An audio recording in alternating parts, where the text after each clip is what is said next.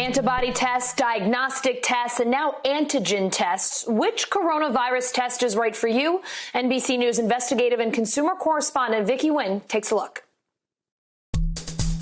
This morning, Reuters reporting new plans for a nationwide study of more than 300,000 Americans to try and track the spread of the coronavirus. The CDC will test samples from blood donors in 25 cities, looking for antibodies, which are created by the immune system after it fights off the virus. About to take the antibody testing.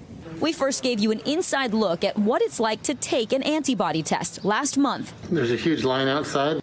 3 NBC News producers, David, Michelle, and Lauren, all had different symptoms of COVID-19 over the last 3 months. Cough, fever, body aches, even nausea and loss of smell.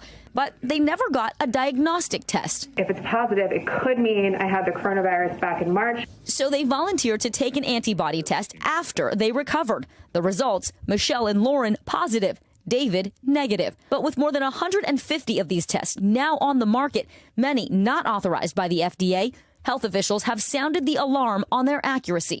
So our producers volunteered to roll up their sleeves again to see how the tests compare. Let's see what Quest Laboratories finds in my blood. They offer direct-to-consumer antibody testing. Simply sign up online and make an appointment with the lab. You just sign up on your own. You don't even need to go see a doctor. Then they used telemedicine. So I had heard today that you guys were now going to be doing antibody tests. This time, the producers had a 5-minute video visit with the doctor online who ordered the test through LabCorp. Last, they went to Mount Sinai Hospital in New York. Let's head on in. Which developed its own test available for healthcare workers, first responders, and people like our producers interested in donating their plasma for research. So we'll see if these test results are similar to the other ones.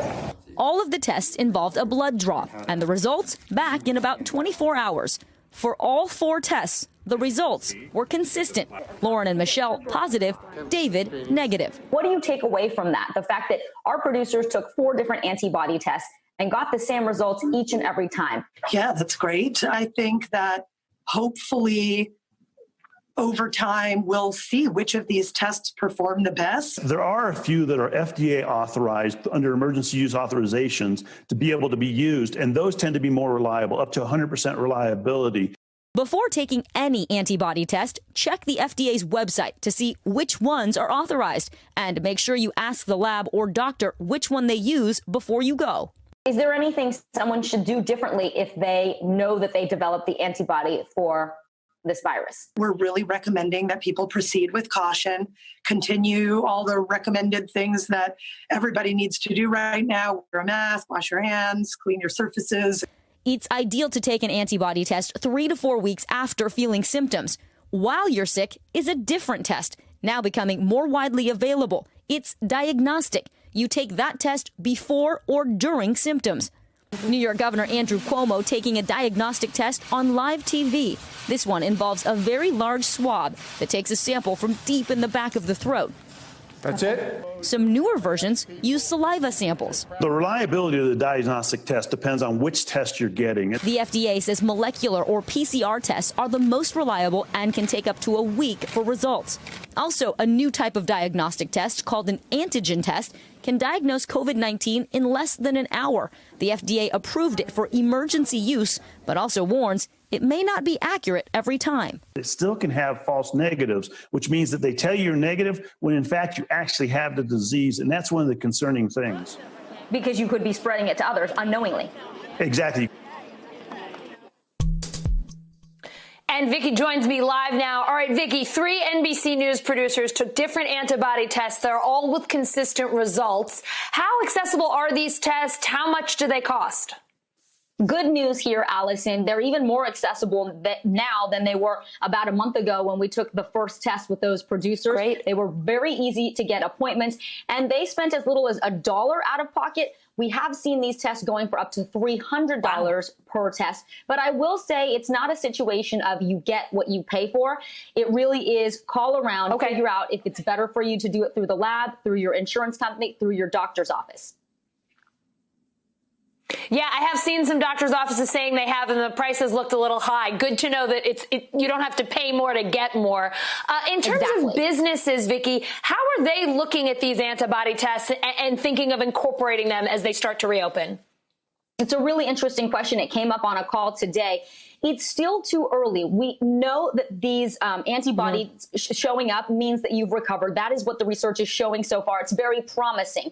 But there is more data needed so that they can understand how much immunity it confers and how long does it last. So I think in the next month and 2 months, as we see more of these tests with consistent results like the ones that we saw in this story, employers will be more confident. That may be one factor in what they're considering when deciding which of their workers comes back to the office, for example. So that is the value in having this information. Yeah. And as we're seeing with so many tests out there and more people taking them and more results coming in and more research being done, those pieces of the puzzle are starting to come together, Allison. Yeah, Vicky, we are learning so much more every day. Great info there, Vicky Nguyen. Thank you so much. Good to see you. You too. All 50 states are partially easing their coronavirus restrictions today, but many areas are still seeing increases in coronavirus cases. So how can you stay safe? Joining me now, Dr. Clyde Yancey, Chief of Cardiology at Northwestern Memorial Hospital in Chicago, of course. Dr. Yancey, wonderful to have you back. The CDC released detailed guidelines this week for the states. One of the recommendations there, 14 days of decline in coronavirus cases. We are not really seeing that in many places. So how can people stay safe as their communities begin to reopen? Well, Allison, it's wonderful to be back with you, and these are important questions. The CDC is based on a model that says if these circumstances are met, we can be reasonably certain that it is safe to reengage. But they are guidance statements, guidelines, if you will, and there will be a context that has to be applied to this. But in general, I think the guidance is spot on, and we should follow that guidance. But in local areas, there may be the necessity to modify that depending on prevailing circumstances.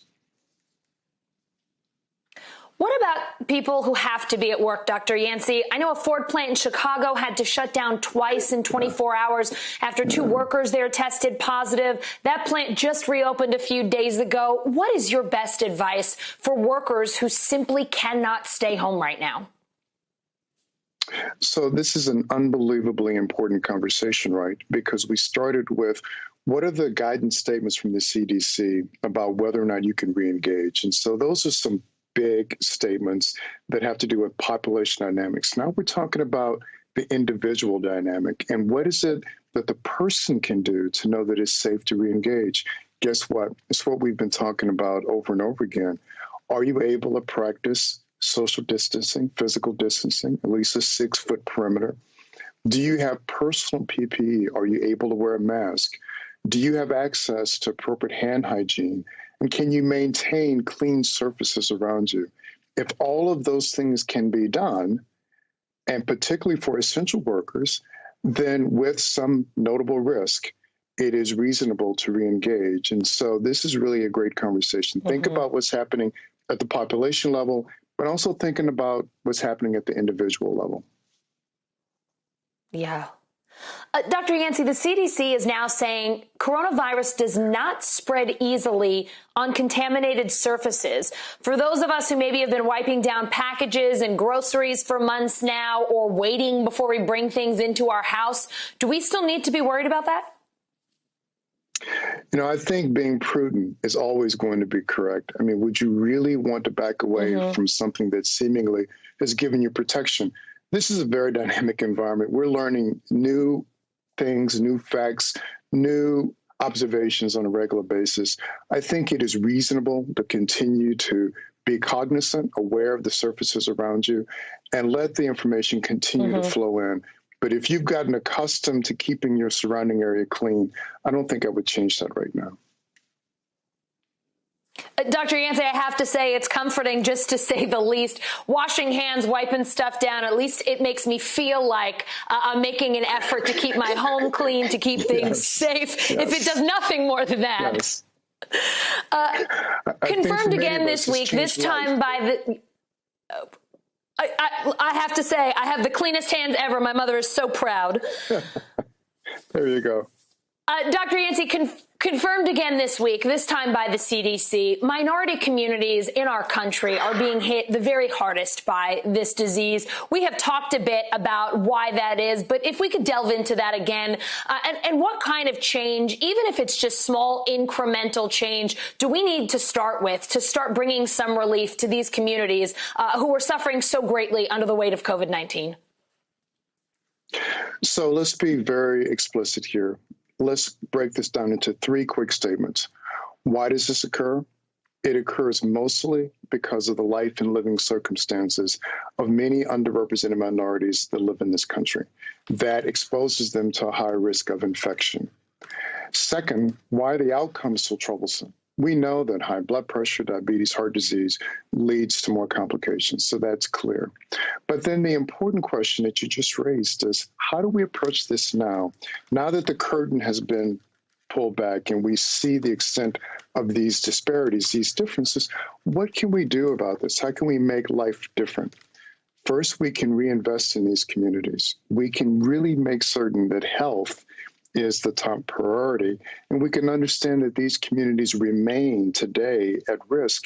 And so as we think about deploying what many are calling ubiquitous testing, these are the communities where we should deploy that test, that procedure, those kinds of activities, so we can identify who already has a condition and how we can help them self-isolate to reduce the spread. Because once the infection gets into those communities, it really seems to be quite malignant. That's a dangerous word to use, but I intend to use it. We really have to understand the malignancy of this infection in certain communities, take every step as a precaution, increase the testing there, and long-term, think about reinvesting in those communities to raise the level of health. Dr. Yancey, thank you so much for your expertise, your thoughtful advice always. It's always a pleasure and a privilege to have you on. Thank you. Same here. Thank you. Hey, NBC News fans, thanks for checking out our YouTube channel. Subscribe by clicking on that button down here and click on any of the videos over here to watch the latest interviews, show highlights, and digital exclusives. Thanks for watching.